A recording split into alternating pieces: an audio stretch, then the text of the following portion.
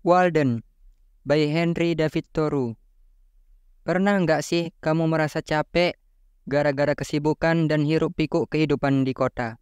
Kadang kesel sama suara bising, macet, dan orang-orang yang kelihatan selalu buru-buru di sekeliling kamu. Seorang Henry David Thoreau juga ngerasain hal yang sama. Dan ini udah dari tahun 1845. Karena itu, Thoreau ngelakuin hal yang cukup nekat. Dia pindah ke hutan dan tinggal di rumah kecil di tepi danau yang namanya Walden Pond. Kali ini aku bakal ngejelasin gimana Thoreau bisa bertahan hidup di Walden Pond dan apa yang dia pelajari tentang sifat manusia dengan hidup sederhana di alam.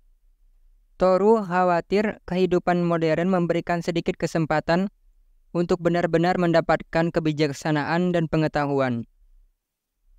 Waktu musim semi tahun 1845, Henry David Thoreau pergi ke hutan di tepi Walden Pond, sebuah danau di Concord, Massachusetts.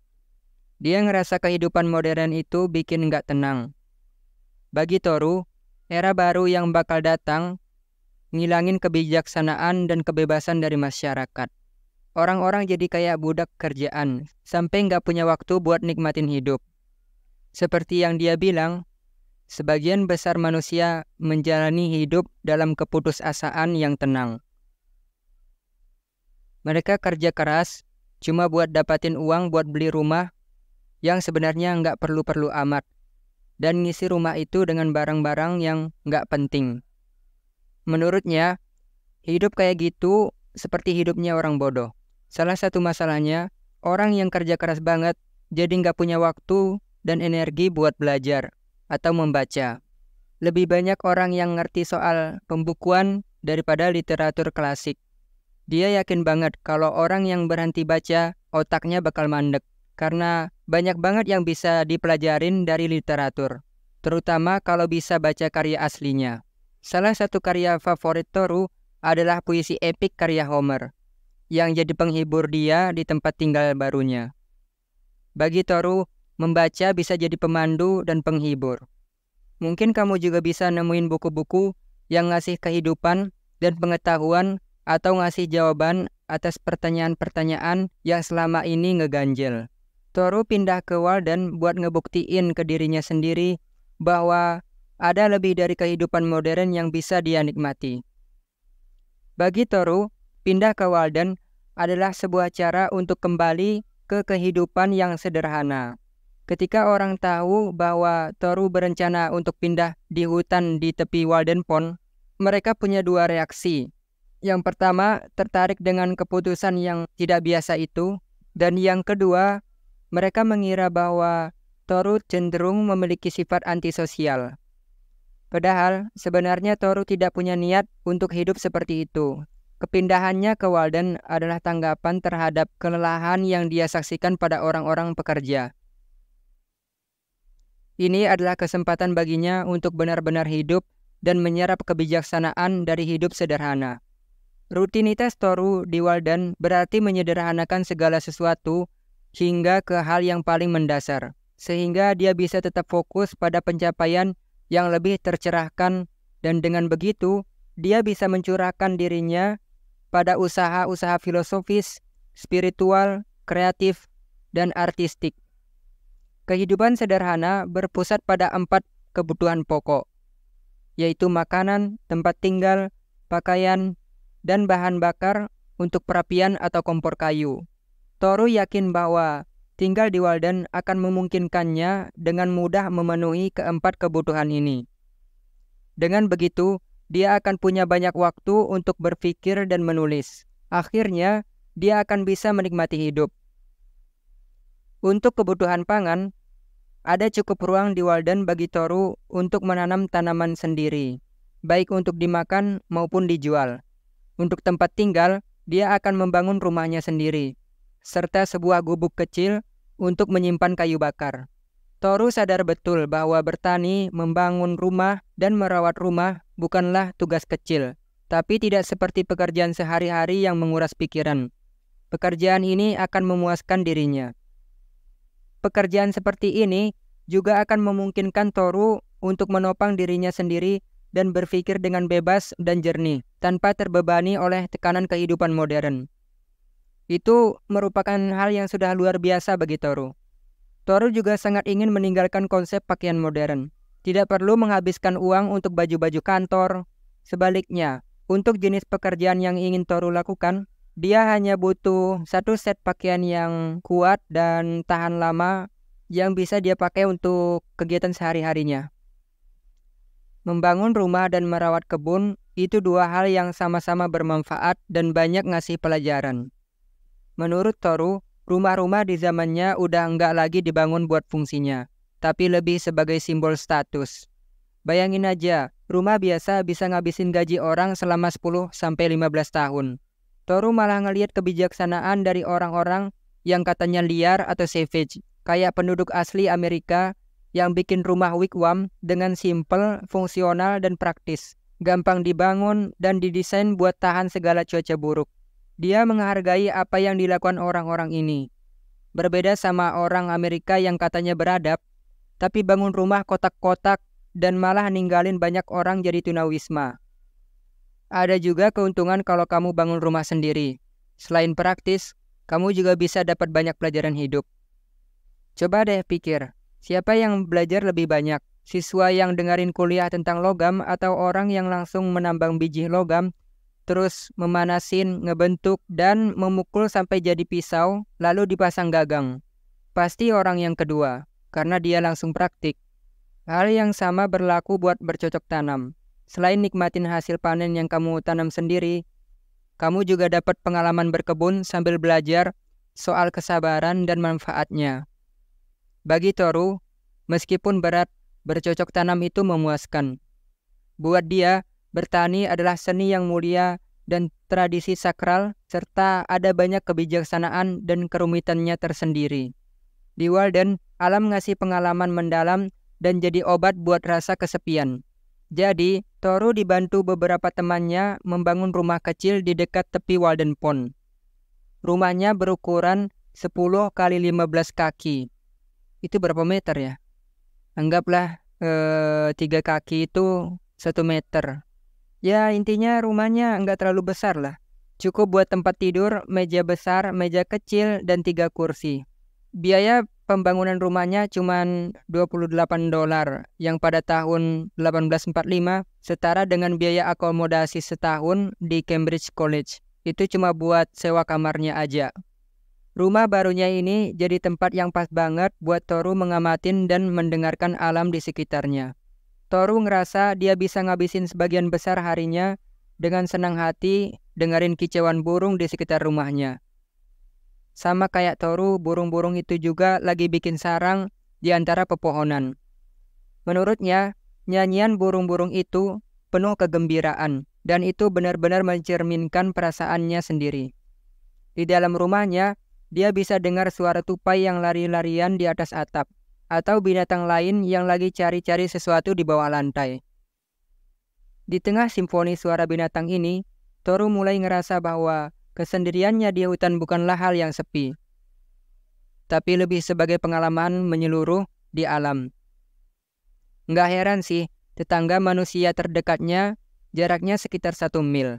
Dan saat dia ngelihat keluar dari rumah sederhananya, nggak ada rumah lain yang kelihatan. Waktu dia memandang Walden Pond di malam hari, refleksi bintang-bintang berkilauan di permukaan air yang tenang. Di waktu senja, dia merasa puas, seolah-olah dia ada di planetnya sendiri. Mungkin dia sendirian, tapi buat Toru, pengalaman ini nggak kayak sendirian. Rumah kecil Toru ternyata sering didatangi banyak tamu. Sebenarnya, Toru bukan tipe orang yang suka menyendiri. Dia sering pergi ke Concord buat beli tepung, buat bikin roti atau jual hasil panen kacangnya. Ada juga yang sering mampir ke rumahnya, tapi Toru sering merasa kurang nyaman dalam hal menerima tamu. Ruang di rumahnya sempit dan suasananya nggak cocok buat diskusi serius. Menurutnya, ide-ide besar butuh ruang luas buat berkembang. Dan itu susah dilakukan kalau semua orang berdesakan di dalam kabinnya. Karena itu, kalau cuaca bagus, dia lebih suka mengeluarkan meja dan kursi keluar. Di sana, dia dan tamunya bisa ngobrol dan makan dengan santai di bawah pepohonan. Salah satu tamu favoritnya adalah seorang penebang kayu asal Kanada yang tinggal di dekat rumahnya. Penebang kayu itu sering lewat di depan rumah Toru sambil jalan bareng anjingnya di pagi hari saat menuju tempat kerja. Toru kagum sama caranya yang sederhana dan to the point. Dia senang bisa ketemu orang yang jujur dan punya pemikiran mandiri. Toru makin senang ketika tahu si penebang kayu juga suka dengan puisi Homer.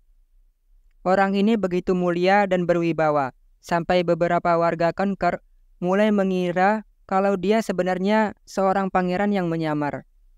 Selain dia, tamu-tamu Toru lainnya termasuk teman-teman penulis, penyair, dan filsuf, serta orang-orang yang penasaran dengan eksperimen hidupnya.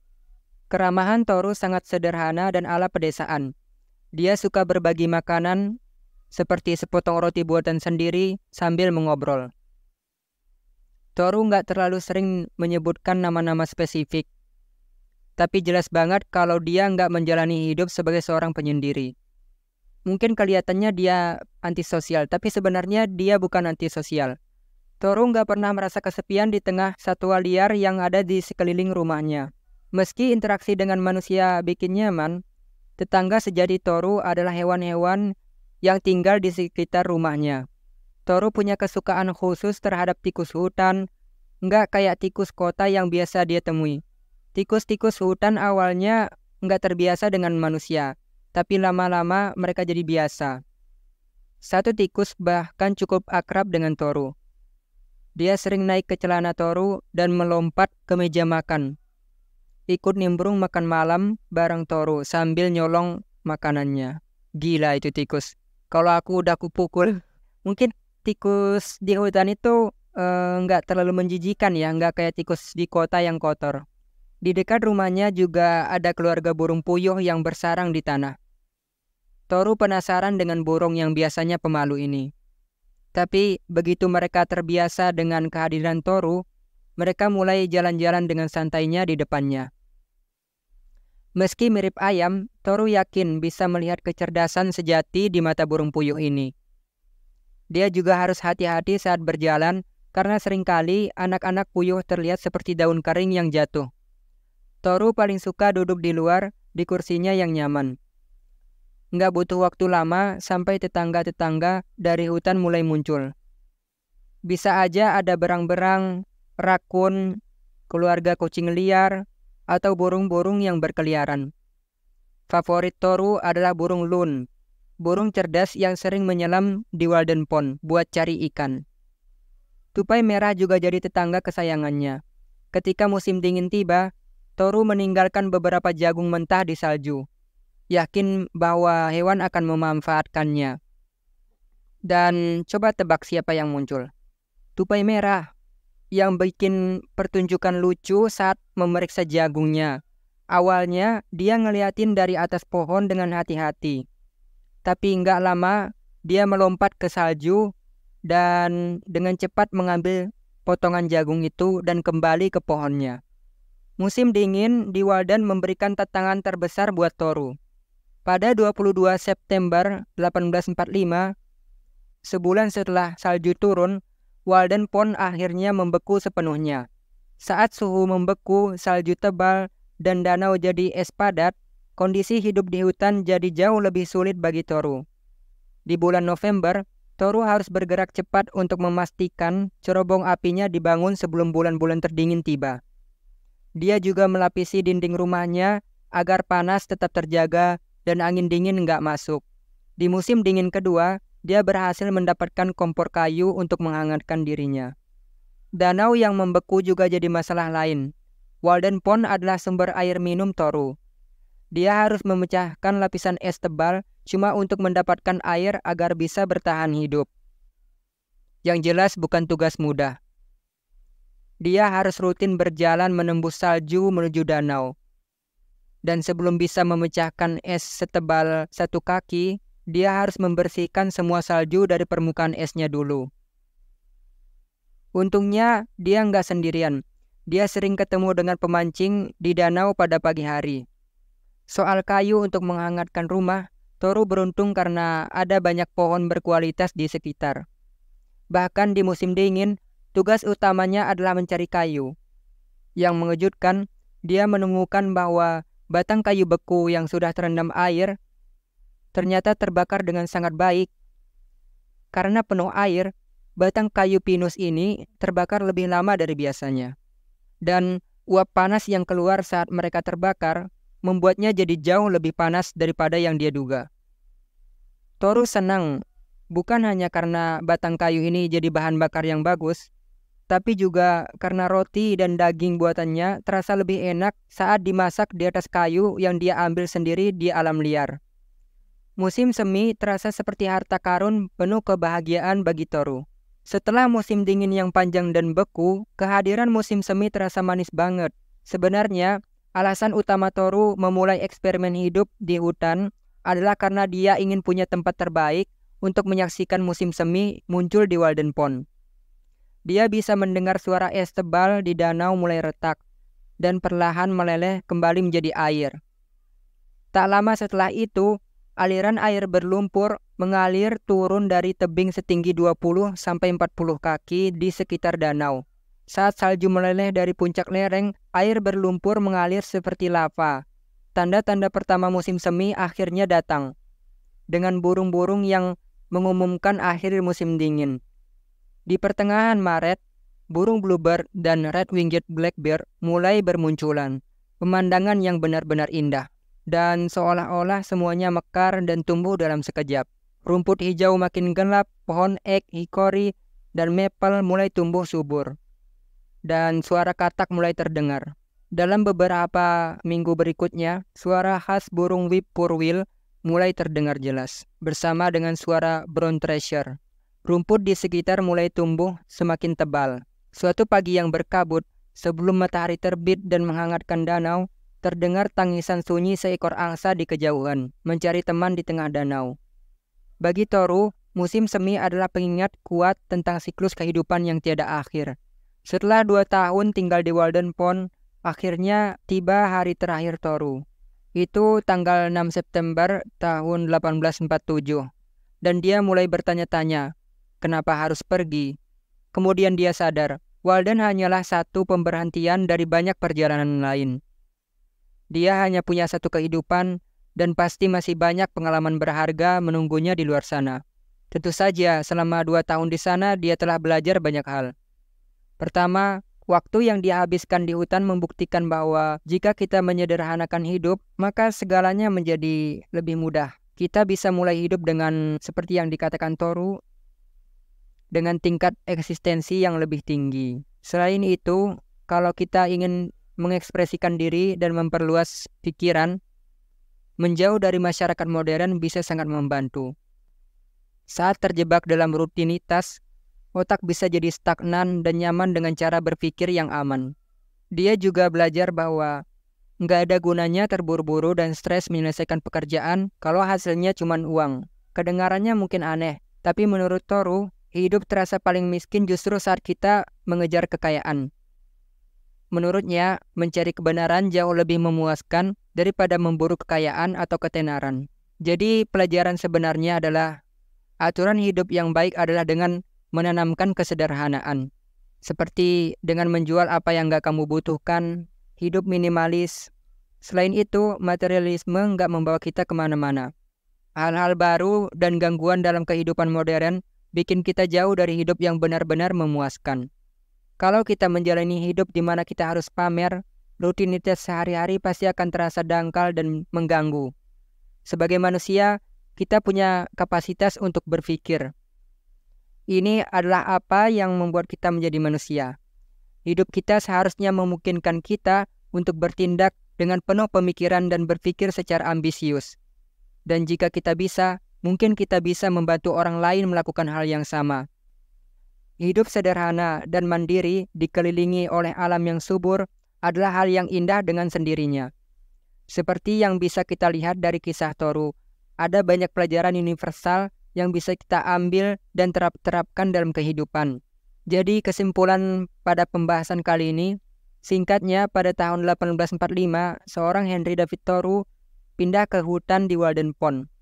Dia bertekad untuk hidup sederhana sambil fokus pada hal-hal penting dan mengejar pemikiran intelektualnya. Waktunya di alam liar adalah eksperimen hidup yang berkelanjutan dan minimalis.